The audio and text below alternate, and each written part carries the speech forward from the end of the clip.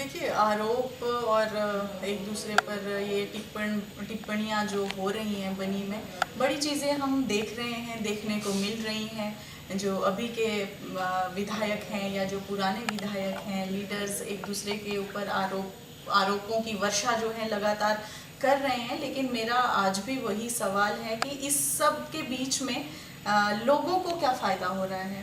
लोगों ने जिस विश्वास से अगर एक अपना विधायक चुना है, अपना नेता चुना है, तो लोगों को कितनी राहत है कि चुनाव के समय, चुनावों के दौरान जो वादे किए गए, जो मुद्दे रखे गए, आज उनके ऊपर क्या रिजल्ट है, उसके ऊपर कितनी जो है सक्षम रहे ये नेता या सरकार कि आज उन लोगों को दोबारा से उन बातों को दोहराने का मौका ना मिले। लेकिन अगर उसके ऊपर आप ज़मीनी स्तर पर देखें तो आज भी वो मुद्दे हैं और आज भी वो बातें हैं। तो मुझे नहीं लगता कि ये चूहे बिल्ली का खेल इनको खेलना चाहिए और शोभा भी नहीं देता, क्योंकि आप अब एक ऐसे पद पर हो, एक गरिमा होती है, एक प्रोटोकॉल होते हैं, और इतनी छोटी और तुच्छ चीज़ों पर इस तरह से टिप्पणबाजियां करना ना तो मुझे कहीं से समझ आता है, और एक अपने आप में एक हंसी वाला माहौल बना रहे हैं। तो ठीक है, उनकी अपनी सोच और समझ है। काजल जी, आप भी इस गवर्नमेंट में जो है इसका हिस्सा हैं और आप ही के ही विधायक हैं, क्योंकि एमसी गवर्नमेंट और कांग्रेस को इनका समर्थन है, तो कहीं ना कहीं किसी विशेष कम्युनिटी को ये टारगेट कर रहे हैं, ये कि इनके ऊपर आरोप लग रहे हैं, और उसको किस तरह देखते हैं? देखिए, फर्स्टली तो मैं बता दूं, हाँ, मैं कांग्रेस पार्टी से मैंने चुनाव लड़ा है, लेकिन हमारी पार्टी का जो भी समर्थन या जो भी सरकार के साथ उनका कोलिजन रहा है, मैं उसको सपोर्ट नहीं करती, और ना ही मैं नेशनल कॉन्फ्रेंस को कभी सपोर्ट करती हूँ, और ना तो उनके नेताओं को सपोर्ट करती हूँ।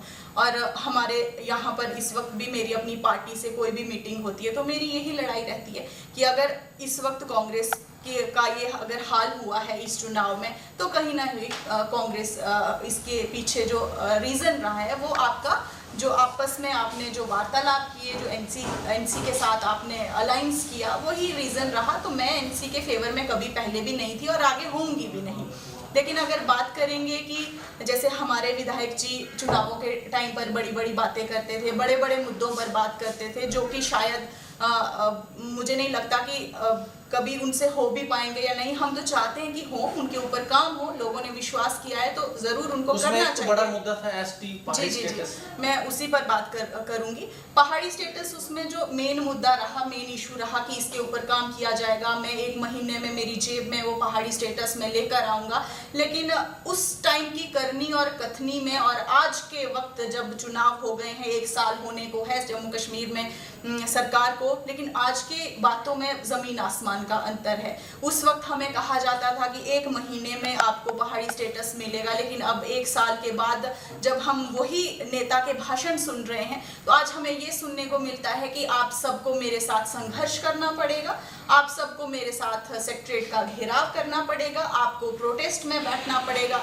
तो क्या आपको लगता है कि आज के वक्त में जब हमारा इतना, मैं कहूँगी कि अवेयर युवा है, उनको अपने हक के लिए लाठियां खानी पड़ेंगी?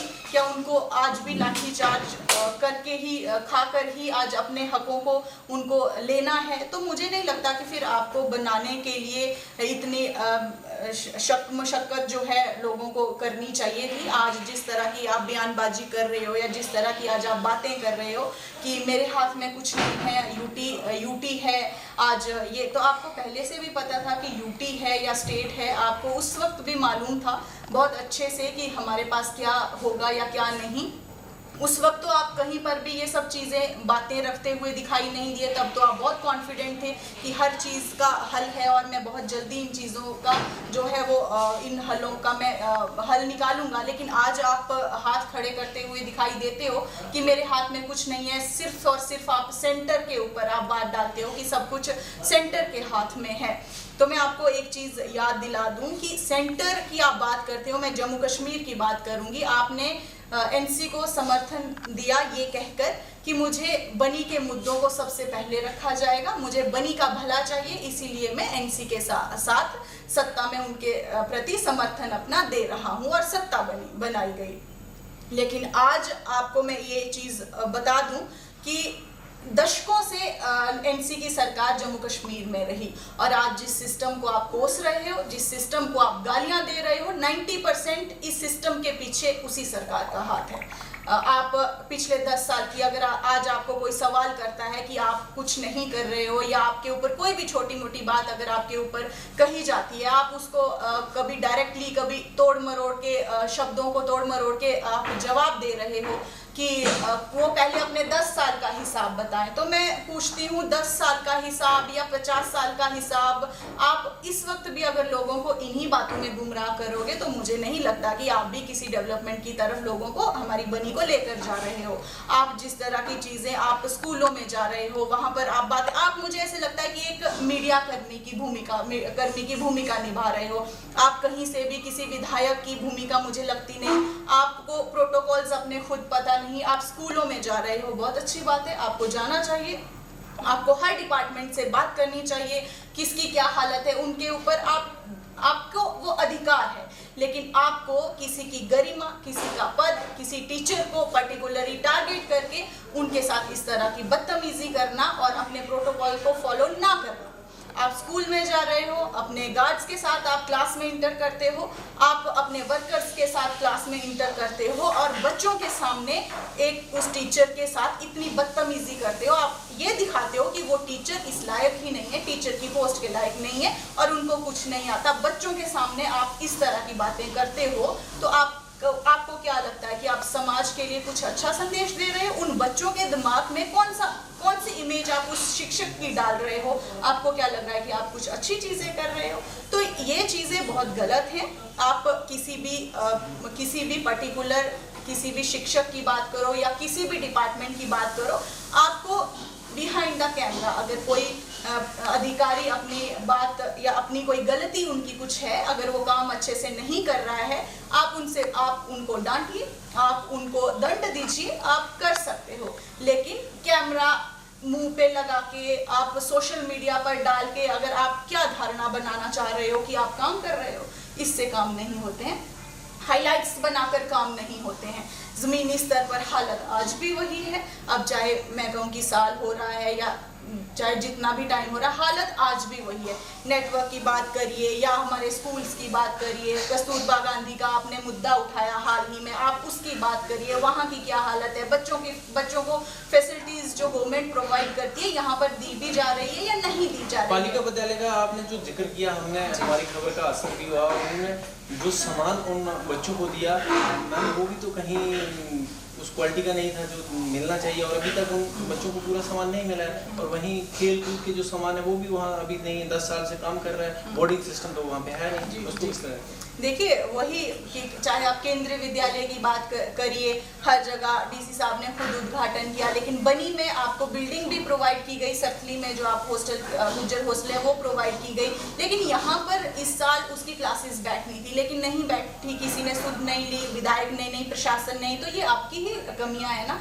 और उसके बाद आपको जब सवाल पूछे जाए, आपसे जब बात की जाए, तो आप पुराने 10 सालों को लेकर फिर जवाब देने लग जाओ। और आप कस्तूरबा गांधी की बात कर रहे हो, तो हमने कितनी बार इस मुद्दे को रखा, हमने कितनी बार इस बारे में बात की। अब जैसे आपने कल ही खबर मैंने देखी, आपने लगाई, उसके बाद थोड़ा सा एक्शन उस पर हुआ, कुछ आप जैसे कह रहे हो कि सामान दिया, चाहे वो अच्छा दिया बुरा दिया, लेकिन कुछ हलचल उसमें हुई। अगर हमारे एडमिनिस्ट्रेशन, हमारे विधायक भी अगर उसके ऊपर थोड़ी सी अपना रुझान देंगे, तो मुझे लगता है कि उसके ऊपर काम होगा और उनका बनता है। लेकिन सिर्फ पुरानी बातों को, गड़े मुर्दे उखाड़ के, एक दूसरे को टारगेट करके, उसके ऊपर सिर्फ बात करके, तो इसमें लोगों का भला नहीं है। आप एसपीओस की बात करते थे, वीडीजी एसपीओस की बात करते थे, आप हेल्थ की बात करते थे, आप क्या कर रहे हो? आप वही बीएमएस हो शायद, जो मैं सुनती थी कि आप ये कहते थे कि मुझे लीडर्स के द्वारा मुझे प्रताड़ित किया जाता है, मुझे हरास किया जाता है, मुझे सिस्टम हरास करता है, जिससे तंग होकर मैंने रिजाइन दिया और मैं नेतागिरी करना शुरू हो गया। आज आप क्या कर रहे हो? आप भी सेम चीजें कर रहे हो, आप भी प्रताड़ित ही कर रहे हो। पर्टिकुलर अगर एक टीचर की इतनी बदतमीजी के साथ आप उसके साथ कर रहे हो, वो टीचर की एक इमेज है पूरी, किसी को हक नहीं है कि कैमरा लेकर आप उनकी वीडियोस बनाओ, क्लासेस में चले जाओ, इस तरह से फिर वायरल कर दो। ये एक मैं कहूँगी कि यहाँ पर जो जोनल अधिकारी होते हैं वो भी इस तरह की चीज़ें कभी नहीं कर सकते, क्योंकि ये राइट्स नहीं है। आपको खुद अपने प्रोटोकॉल्स पता नहीं है, आप समाज को क्या दिशा दिखाओगे। इवन तो कालिम में मेरे पास यहाँ तक खबरें आई थी कि जो विधायक के साथ कुछ लोग जाते हैं और वो भी क्लासेस में जाके बच्चों को पूछना शुरू कर देते हैं। ये सामने है, किसी से छुपी नहीं है। आप सोशल मीडिया खोल कर देख लीजिए, जो उनके साथ जो जा रहे हैं वो कितने पढ़े लिखे हैं। वो उनके साथ क्लास में जाकर पूरे गार्ड, पूरी उनकी ब्रिगेड पूरी क्लास में जा रही है बच्चों को। आप तो एजुकेशन सिस्टम को खराब कर रहे हो, सिस्टम हमारा खराब है। किससे छुपी है ये चीज़? क्या पहले इन मुद्दों पे बात नहीं हुई? क्या आप रिपोर्टिंग कर रहे हो, आप एक मीडिया वाले का काम कर रहे हो, जो आप लोगों को करना है वो हमारे विधायक कर रहे हैं कि देखिए यहाँ पे ये हालत है, मैं आपको ये दिखा दूं। आप भूल रहे हो, आप विपक्ष में नहीं हो, आप पक्ष में हो। आपको काम करने हैं, आपको दिखाना नहीं है, वो आपका काम है, वो विपक्ष का काम है कि जो अब काम नहीं, आपका काम है उन मुद्दों पर काम करना, नीतियां बनाना। काजल मैम, मैं ये जानना चाहूँगा, विधायक कहीं ना कहीं जा भी सकते हैं, उसमें मैं नहीं कह सकता कि नहीं जा सकते हैं, लेकिन एजुकेशन विभाग सोया हुआ है, जो बाकी लोग साथ में हैं उनका जाना तो अंदर बनता है। देखिए, विधायक जा सकते हैं, ऐसा कहीं नहीं लिखा कि नहीं जा सकते हैं, लेकिन विधायक के लिए भी प्रोटोकॉल्स हैं। आप अपने गार्ड्स को लेकर क्लास में नहीं जा सकते, है ना, आपको पहले मैसेज देना पड़ता है। आप अपने वर्कर्स के साथ क्लास में इंटर नहीं कर सकते, लेकिन क्या इस विधायक के लिए ऐसे प्रोटोकॉल नहीं?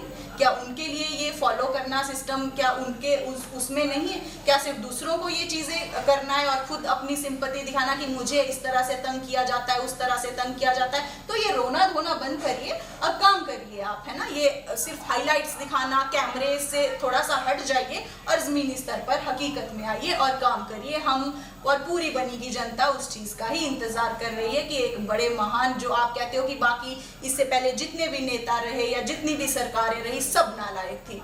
आपने लाल मास्टर जी के नाम का झंडा भंडार से उठाया और गोडूलाल तक आप लेकर गए कि बड़े महान नेता थे, बड़े काम किए, लेकिन आज आपके जब हम भाषण सुनते हैं तो आप कहते हो कि सब नेता नालायक थे, सब लीडर नालायक थे। तो आप मतलब आप एक लायक हो, ठीक है, हम आपकी लायकी देखेंगे, देख रहे हैं, हम आपको नहीं कहते, लेकिन मान लिया पुराने लीडर सब नालायक ही थे, तो आप क्या कर रहे हो अभी? आपकी लायकी हमें कहाँ देखने को मिल रही है या कहाँ मिलेगी? सिर्फ सोशल मीडिया पर कि आपने वीडियोस बना ली, आपने इसको गाली दे दी, उसके साथ बदतमीजी कर ली, उसको डांट दिया, उसको धिक्कार दिया, तो इससे आप ये धारणा बना रहे हो कि काम हो रहे हैं, तो काम इससे नहीं होते हैं। और आप कहते हो कि यूटी हमारे पास कोई पावर नहीं है, हमारे पास कोई पावर नहीं है। कौन सी पावर आपके पास नहीं है? मैं पूछती हूँ कि माना कि इस वक्त डिफेंस, आपके आईपीएस, आपके आईएएस जो नियुक्ति है ये केंद्र के पास है, ये एलजी के पास है, लेकिन शिक्षा जो डेवलपमेंट के काम है, शिक्षा, चिकित्सा, आपके म्यूनसिपैलिटीज आ गए, आपकी पंचायत आ गई, आपके जो लोकल बॉडी के स्तर के लेवल, जो आपकी एडमिनिस्ट्रेशन है, चाहे वो एसडीएम है, चाहे वो कोई और जितने भी डिपार्टमेंट, तहसीलदार लेवल के हैं, ब्लॉक स्तर पर जितने भी हैं, ये सब आपके पास हैं, ये सब पावर्स आपके पास हैं। लेकिन लोग तो इस वक्त ब्लॉक स्तर या एडमिनिस्ट्रेशन के स्तर पर कामों के लिए भी जूझ रहे हैं। आप कौन से रोना रो रहे हो कि हमारे पास पावर नहीं है? सेल्फ डिफेंस का आपको किसने कोई काम बताया? नहीं, हमारे काम यही है,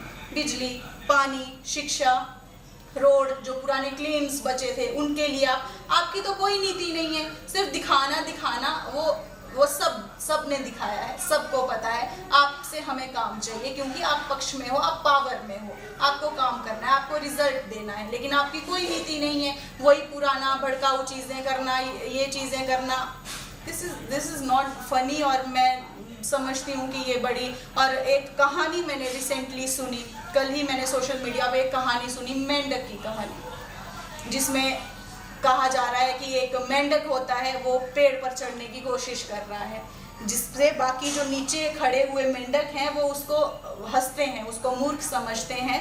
जो कहानी सुनकर मुझे बड़ा अच्छा लगा, मुझे भी बहुत पसंद वो कहानी आई और मैंने बड़ी ध्यान से वो कहानी सुनी कि वो एक मेंढक जो अलग रास्ता अपने लिए अपना रहा है और पेड़ पे चढ़ रहा है, बाकी उसको मजाक बना रहे हैं, उसको क्रिटिसाइज कर रहे हैं, भला बुरा बोल रहे हैं, लेकिन वो स्माइल करता है, एक मुस्कुराहट देता है और चढ़ता जाता है। वो कहानी जब पूरी सुनी, एंड में बताया कि वो उसके हंसने का रीज़न क्या था, वो सक्सेस भी हो गया, पहुंच गया जहाँ पर उसको पहुंचना था, लेकिन उसने कहा कि स्माइल किस लिए वो कर रहा था, क्योंकि वो बहरा था मेंढक।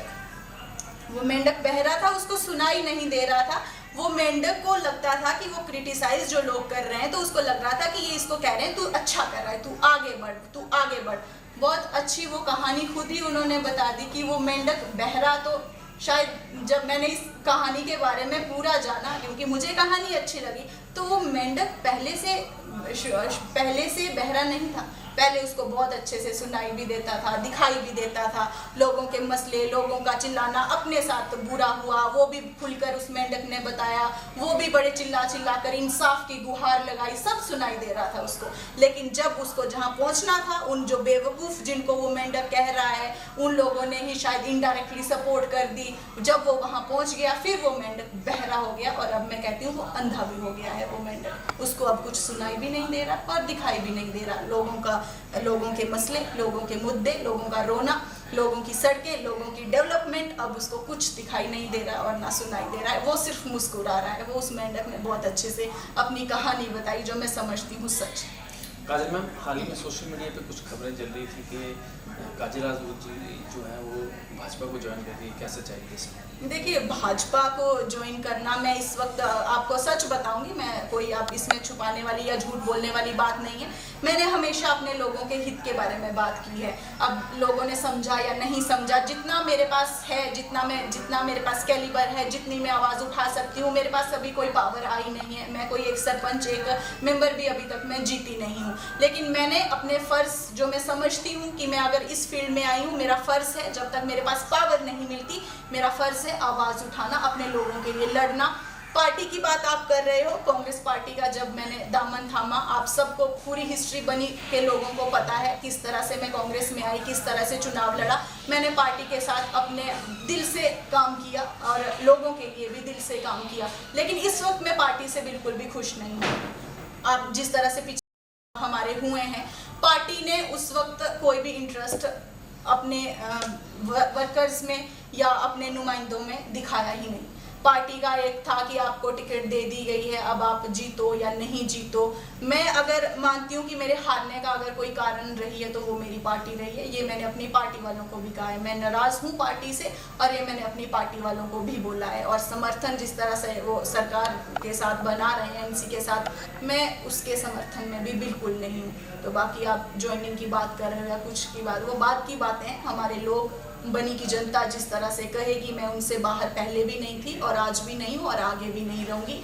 जिस तरह से लोगों को लगेगा कि मैं जहाँ पर रहकर उनकी बात अच्छे से रख सकती हूँ, डेफिनेटली मैं लोगों की सुनूँगी। तो हम ये समझे कि आने वाले समय में कुछ गुड न्यूज़ मिलेगी?